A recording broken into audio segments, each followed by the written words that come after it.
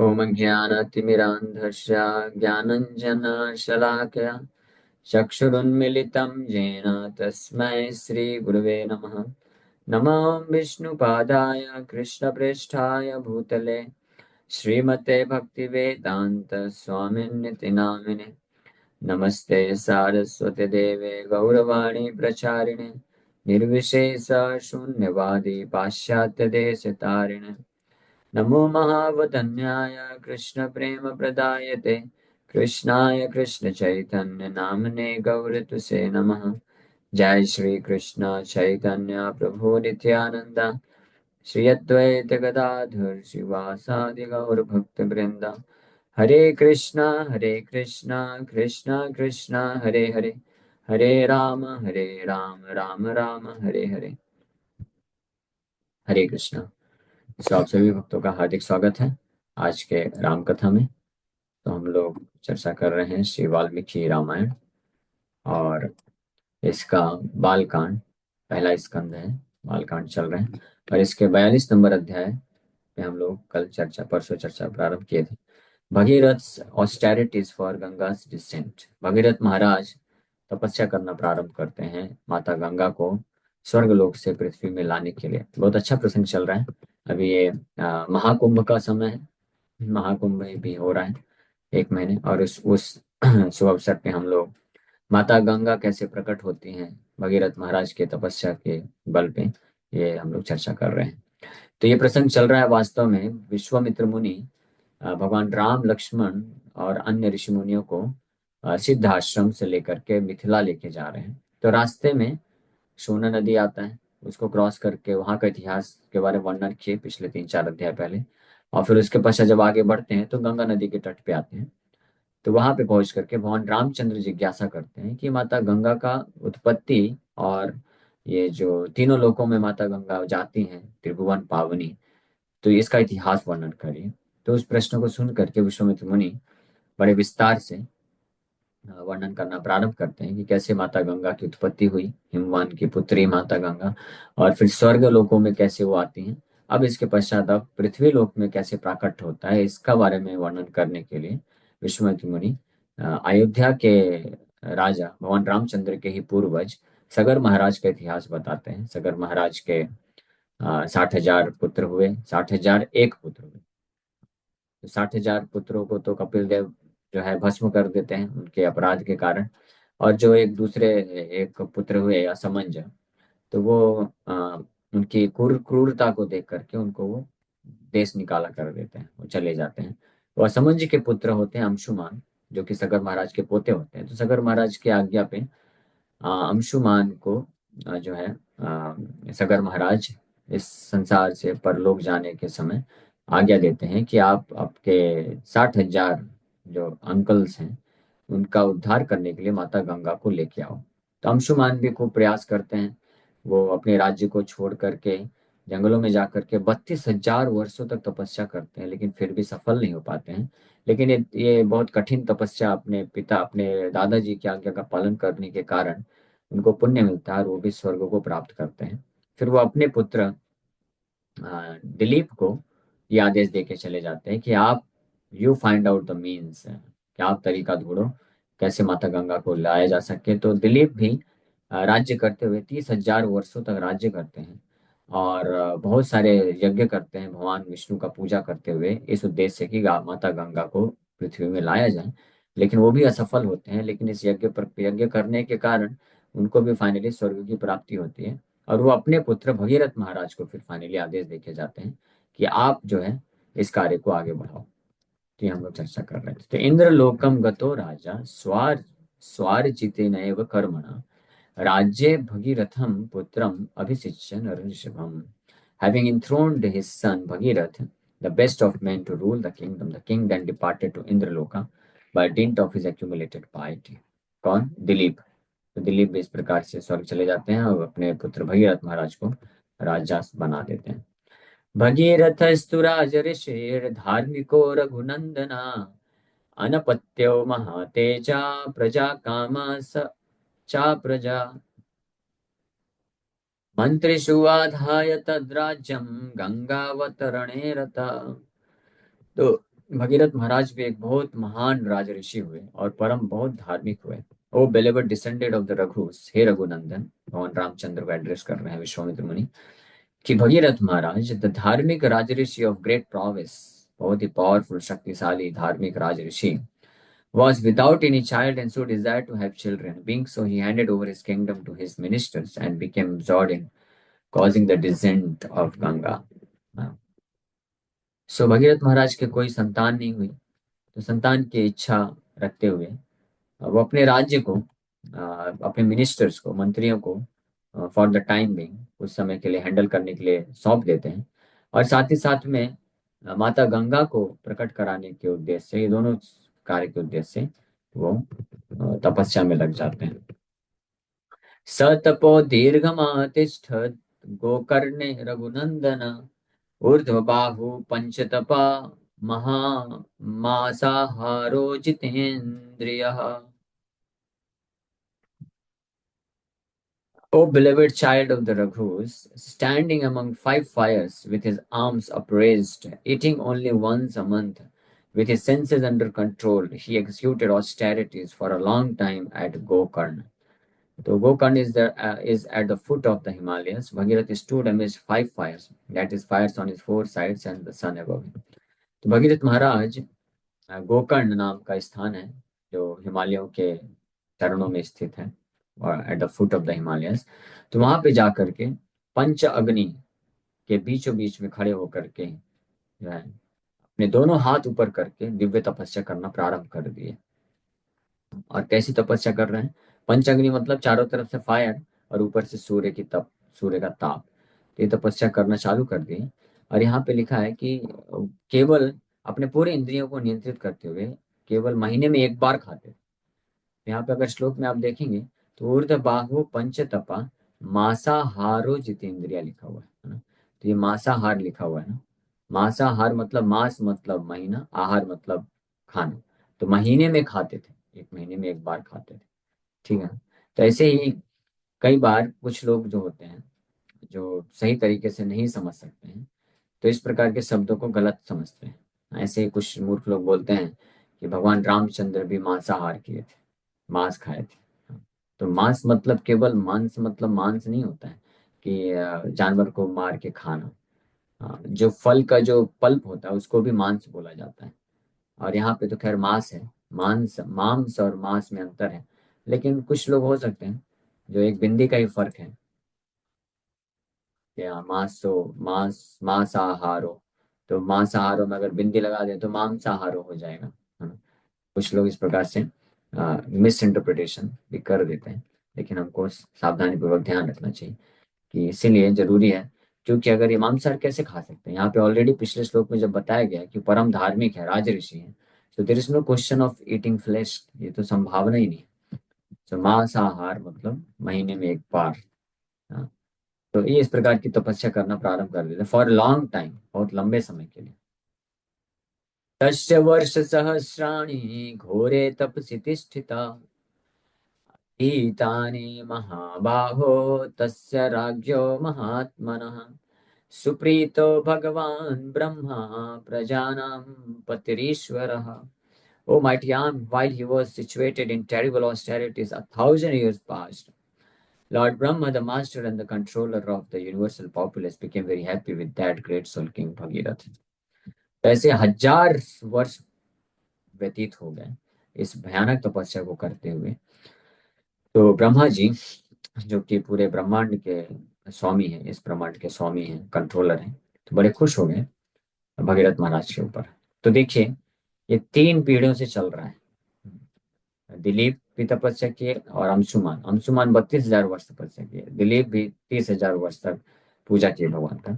और फाइनली भगीरथ महाराज भी बहुत भयानक टेरिबल तपस्या किए, 1,000 वर्ष। तो ये कंबाइंड ये जो इफेक्ट है मिल रहा है अभी, क्योंकि तीनों एक ही उद्देश्य को पूर्ति करते हुए किए थे। 1,000 वर्ष भी बहुत होता है वैसे। तो करने के पश्चात ब्रह्मा जी प्रकट हो गए। ततः सुरगणैर्सार्धम् उपागम्य पितामहः भगीरथं महात्मानं तप्यमानम् अथाब्रवीत्। Then grandfather Brahma approached Bhagirath, the great soul engaging in austerities with the demigods. And spoke as follows. तब पितामह ब्रह्मा भगीरथ महाराज के पास आते हैं, जो कि इस प्रकार से तपस्या में लगे हुए थे। सो देवताओं के साथ आते हैं और इस प्रकार से ब्रह्मा जी भगीरथ महाराज को बोलते हैं, भगीरथ महाभागा प्रीतस्ते अहम जनेश्वर तपसा च सुतप्तेन वरम वरय सुव्रता। O greatly fortune, King Bhagirath, I am pleased with your very well executed austerities. O one of good vows, accept a boon from me.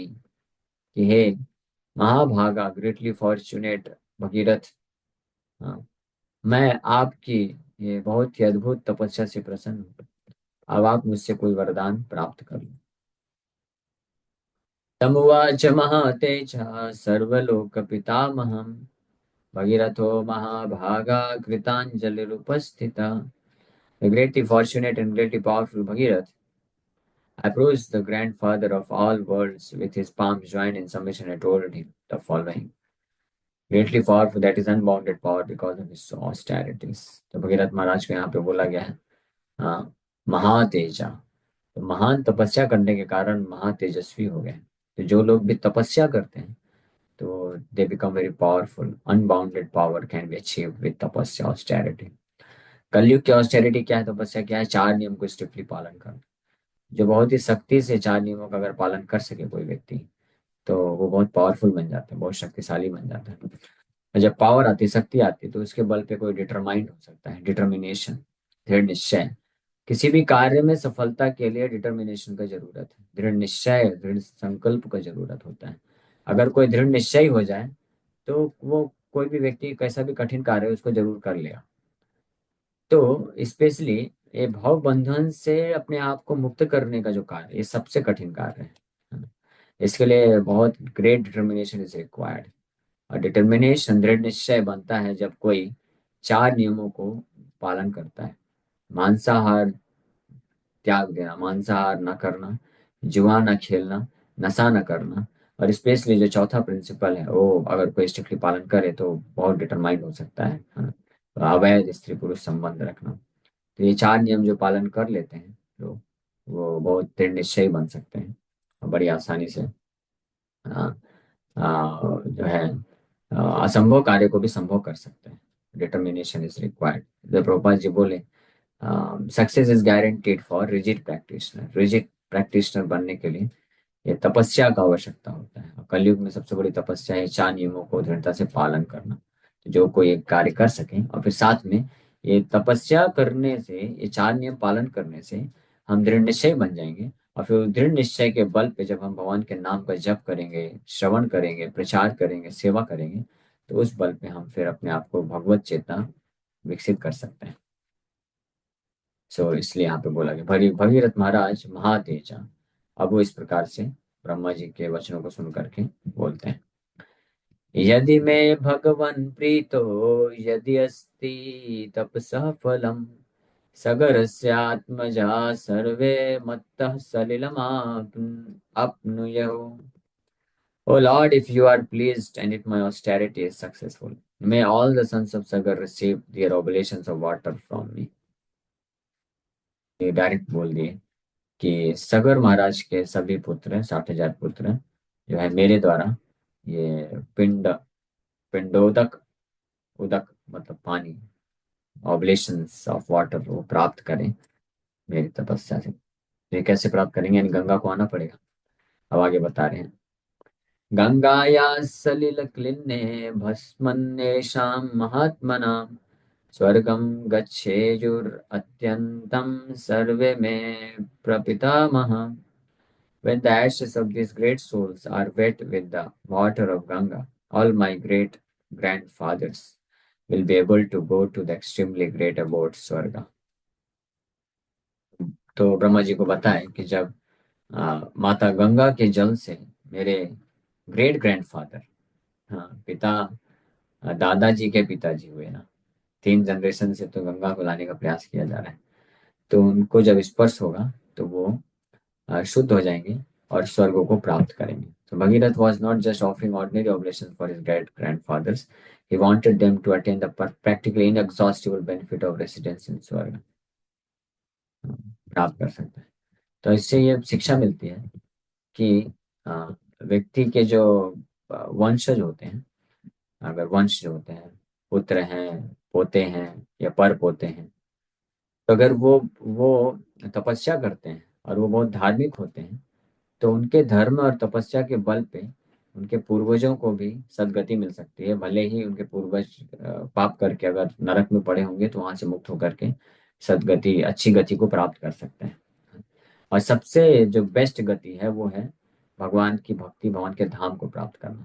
इसलिए ऐसे लोग जिनके वंशज, जिनके या तो बेटे पुत्र हुए, बच्चे हुए, या पोते पोतियां हुए, या ग्रेट ग्रैंड सन्स हुए, उसमें से अगर कोई शुद्ध भक्त बन जाता है तो निश्चित रूप में वो अपने पूर्वजों को उद्धार कर सकता है। न केवल स्वर्ग दिला सकता है बल्कि वैकुंठ की प्राप्ति करा सकता है। ये भी एक यहाँ से हमको प्रमाण मिलता है भगीरथ के एग्जाम्पल से। भगीरथ उनके ग्रेट ग्रैंड सन थे, मतलब पर पोते थे। तो उनके इस तपस्या से ये लाभ उनके 60,000 जो है ग्रेट ग्रैंड फादर्स को मिल रहा है। तेया च सन्ततिर्देव नावसीतेत कुलं चना इक्ष्वाकुणां कुले देव एष मेस्तु वरः परा। O Lord, please give me offspring so that our dynasty does not break up. O Lord, this is another benediction sought by me who have taken birth in the dynasty of Ikshvaku. So, Ikshvaku नाम कुले देवा, ब्रह्मा जी मालूम है इक्ष्वाकु महान राजा हुए हैं। सो बोल रहे हैं कि इक्ष्वाकु का वंश जो है वो टूटना नहीं चाहिए। तो इसलिए मेरे को एक और आशीर्वाद आप दीजिए, वरदान दीजिए कि एक ऐसा पुत्र मुझे प्रदान करिए जो इस डायनेस्टी को, इस वंश को आगे बढ़ा सके, क्योंकि इनके कोई पुत्र नहीं थे ना, इसलिए। It was mentioned earlier in this chapter Bhagirath was desirous of children. तो पुत्र प्राप्ति की भी इच्छा थी उनकी। मेन ये दोनों उद्देश्य था। मेन उद्देश्य तो एक था कि सगर महाराज के 60,000 पुत्रों का उद्धार करना, और फिर साथ ही साथ में वंश को आगे बढ़ाने के लिए एक योग्य पुत्र की कामना। उक्तवाक्यं तु राजानं सर्वलोक पितामह प्रत्युवाच शुभां वाणीं मधुरां मधुराक्षराम्। To the king who had spoken thus, the grandfather of all the words replied with words containing sweet syllables. His words led to auspiciousness and were charming in meaning. सो राजा के द्वारा, भगीरथ महाराज के द्वारा इस प्रकार से जब दो वरदान मांगे गए, तो पितामह ब्रह्मा जो है बड़े ही मधुर शब्दों में, हाँ, इस प्रकार से उनका मंगल कामना करते हुए, मंगलमय स्थिति प्रदान करते हुए आकर्षक तरीके से बोलना प्रारंभ करते हैं। सो क्या बोलते हैं ये हम लोग कल की चर्चा, कल के क्लास में फिर इसको चर्चा करेंगे। अभी समय हो गया। So thank you very much. Hare Krishna Krishna Krishna Hare Hare, Hare Ram Ram Ram Hare Hare. किसी भक्त का कोई प्रश्न है तो पूछ सकते हैं। हरे कृष्ण। जो आपने अभी बताया उसमें जो तपस्या करते हैं वो हर हर युग का अलग अलग तपस्या करने का ये है, या फिर उनके अंदर अलग अलौकिक शक्तियां होती है। हाँ, अलग अलग युग के अनुसार विधि जो है तपस्या की अलग अलग होती है। कलयुग में यही सबसे बड़ी तपस्या बताया गया है कि हम हरिनाम संकीर्तन करें। ठीक है। और हरे कोई? कृष्णा प्रभु जी। हरे कृष्ण। ये पूछना था कि जी कि ये सागर महाराज हुए थे और इतने सब, तो वो सब ये त्रेता युग की ही कही है कि ये और दूसरे युग की, सतयुग त्रेता की? युग त्रेता युग के भी पहले की है, सतयुग की बात है, क्योंकि त्रेता युग के प्रारंभ में भगवान रामचंद्र आए। हाँ, वही तो। वाल्मीकि जी मतलब त्रेता युग में आए तो वो सुना रहे हैं, मतलब पूर्व का पूरा इतना हाँ, यस यस। तेज के कारण, मतलब तपस्या उनको सब याद है। यस यस, हाँ।